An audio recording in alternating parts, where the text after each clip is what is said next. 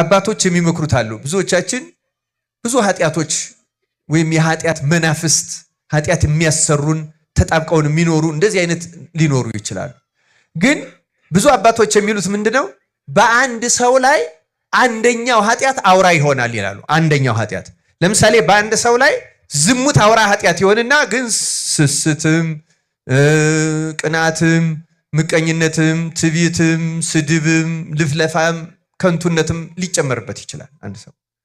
አሁንም ያልዘረዘርኳቸው በአንደኛው ላይ ደግሞ ትዕቢት አውራ ይሆንና ውሸት፣ ቅናት፣ ቁጣ ሌሎቹ ይኖርበታል። በአንደኛው ላይ ደግሞ ሐሰት አውራ ሊሆን ይችላል። ስለዚህ አባቶች የሚሉት ምንድነው? እንደነዚህ ያሉ ኃጢያቶች እንዳሉብን የኃጢያት መናፍስት እንዳሉብን ስንረዳ ክርስቲያኖች ማድረግ ያለባቸው ምንድነው? በእነሱ ሰውነት ላይ አውራ የሆነውን የሰለጠነውን ነው መርጠው መጀመሪያ መዋጋት ያለባቸው እሱን ነው ይላሉ። ይህን እንድንዋጋ አምላካችን እግዚአብሔር ይርዳል። እንዴት ነው የምንዋጋው ነው ጥያቄው። ምሳሌዎች ብዙ ምሳሌዎች ተመስለዋል። 10 በትር ወይም 10 እንጨት ሰተን አንድ ሰው ስበር ብንለው 10ን አንዴ ነው መስበር የሚችለው ወይስ አንዳንድ እያደረገ ነው መስበር የሚችለው? አንዳንድ እያደረገ ነው አይደለም?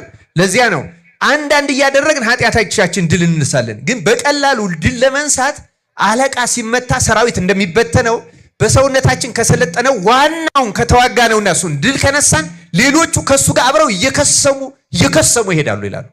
እንዋጋቸዋለን። ግን መሰረታዊ ያለ ግን ያን ስናደርግ ደግሞ ከዚያ ጋር የሚሄዱ መሰረታዊ ነገሮች አሉ። ለምሳሌ ዝሙት የሰለጠነበት ሰው ቢኖር ማድረግ የሚገባው ነገር አለ። ንስሐ መግባት ብቻ አይደለም ያንን ሚነቅልለት። ተመልከቱ፣ ከዚህ ጋር የሚሄዱ ከዝሙት ጋር የሚሄዱ መሰረታዊ ነገሮችን ማጥናት አለበት። ዝሙትን የሚያባብሱ መሰረታዊ ነገሮች ምንድናቸው? የመጀመሪያው መብል መጠጥ ነው ዝሙትን የሚያባብሰው። ቅዱስ ወግሪስ ይላል በመጽሐፈ ወግሪስ ላይ እንደተጻፈው እንጨቱን ከቆሰቆስ እሳቱ የበለጠ ይነዳል ይላል። አንድ ሰው መብል መጠጥ ከጨመረ ዝሙት ይቀጣጠላል፣ የማይቀር ነገር ነው። እና እሳቱን ማቀዝቀዝ የፈለገ ሰው እንጨቱን እንደሚቀንስ የምትበላውና የምትጠጣውን ቀንሰው መጥነው ይላል። ከትዳር ውጭ ላይ ሄድ ይችላል አንዳንድ ሰው፣ ግን በትዳር ውስጥም ሆኖ ለሰንበት ለጾምም ረፍት ላይ ሰጠው ይችላል ሰውነቱ። እንዲህ ያለ ሰው እንጨቱ መቀነስ አለበት፣ ምግቡን መቀነስ አለበት። በጣም የተመጠነ በተለይ በጾም ወቅት። ከዚያ መኝታ ይለያል። ይህን ያደርጋል። ከዚህ ቀጥሎ ደግሞ የሚያደርጋቸው አሉ። ወደዚህ ህሊናን በነገራችን ላይ እንደነዝሙት እንደነዚህ ያሉ ኃጢያቶች እንደ ፎቶ ድሮ ፊልም የሚባል ነበር ታውቃላችሁ አይደል? የሚታጠፍ ደርሳችሁበታል። እንደዚያ በእኛ ውስጥ ፕሪንት አላቸው የማይለቅ ቶሎ የማይወጣ ማለት ነው። በዝሙት የወደቀ ሰው ትዝታ አለው በዝሙት ከወደቀበት ሰው ጋር እና የሆነ ቀን ይቀሰቅስበታል አውቆ ሰይጣን ትንሽ ድክመት ሲያገኝ የኃጢያት ጣዕሟ ከፍ ያለ ስለሆነ ያን ጣዕም እያስታወሰ ይቀሰቅስበታል። ስለዚህ ያን ነቅሎ እንዲጥል ምግቡን መቀነስና ሰውነቱን ማድከም ብቻ ሳይሆን ወደዚህ ሊቀሰቅሱ የሚችሉ ቴሌቪዥን ድራማ ሊሆን ይችላል፣ ፊልም ሊሆን ይችላል፣ ልቦለድ ሊሆን ይችላል። በፍጹም ያን ነገር ሊያበረታቱ የሚችሉ ነገሮች በሙሉ ቆርጦ ነቅሎ መጣል አለበት። ከዚያ በኋላ ደግሞ ብቻን ከተቃራኒ ጾታ ጋር መገናኘት ማቆም አለበት። እንዲያውም ለመነኮሳት ሲሆን አባቶች የሚያዙት ህፃናት ልጆችን ሁሉ ማጫወት የለበትም ነው የሚለው። ይቀሰቅሳል ጾር ነው በፍጹም ራሱን ያን ያክል። ምክንያቱም የኛ መጽሐፍቶቹ ራሱ ይናገራሉ። ለምሳሌ ከሴት ርቆ ንጽ ጠብቆ ነው የሚለው። ከሴት ካለ ርቀት አይጠበቅም፣ ውሸት ነው። ሰው ከምክንያቶቹ ሳይርቅ ከኃጢያቱ ርቃለው ቢል እሳት ገለባን እሳት ላይ አድርጎ አይቃጠልም አይነካውም እንደሚል ያለ ሞኝ ሰው ነው በእውነቱ። ከሁኔታዎቹ መጠበቅ አለበት፣ መራቅ አለበት።